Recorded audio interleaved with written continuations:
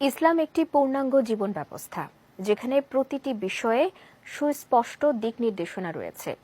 জীবিকার ক্ষেত্রেও ইসলাম হালাল ও হারামের পার্থক্য স্পষ্টভাবে নির্ধারণ করেছে।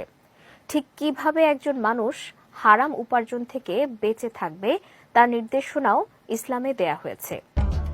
একজন মুসলমানের জন্য হালাল রুজি অর্জন করা শুধু কর্তব্যই নয়, বরং এটি ইবাদতের অংশ।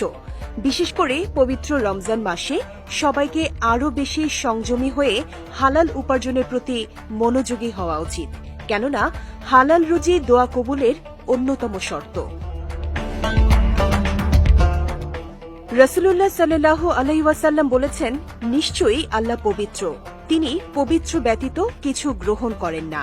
অন্য এক হাদিসে এসেছে, এক ব্যক্তি দীর্ঘ সফরে ধূলিময় অবস্থায় হাত তুলে দোয়া করল, কিন্তু তার খাদ্য, পানীয়, পোশাক সবই হারাম ছিল। তাই রাসূলুল্লাহ সাল্লাল্লাহু আলাইহি ওয়াসাল্লাম বললেন, এমন ব্যক্তির দোয়া কিভাবে কবুল হবে? এ থেকে বোঝা যায় হালাল উপার্জন দোয়া কবুলের অন্যতম শর্ত। নবীজির জীবন থেকে হালাল উপার্জনের উদাহরণ পাওয়া যায়। রাসূলুল্লাহ সাল্লাল্লাহু আলাইহি ওয়াসাল্লাম নিজে হালাল উপার্জনে অত্যন্ত যত্নবান ছিলেন।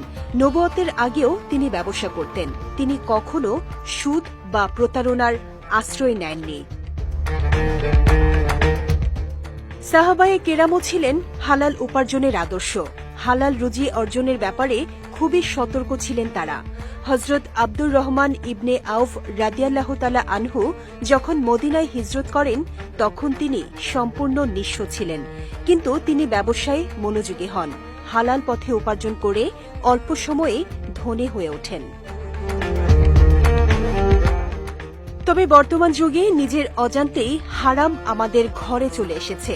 সর্বপ্রথম হারাম থেকে বাঁচতে আমাদের সচেতন হতে হবে। এজন্য কিছু করণীয় খেয়াল রাখা উচিত, যেমন সুদ ও ঘুষ পরিহার করা, সব ধরনের প্রতারণা ও মিথ্যা পরিহার করা, অন্যের হক নষ্ট না করা, হালাল হারাম যাচাই করা, তওবা ও দোয়া করা।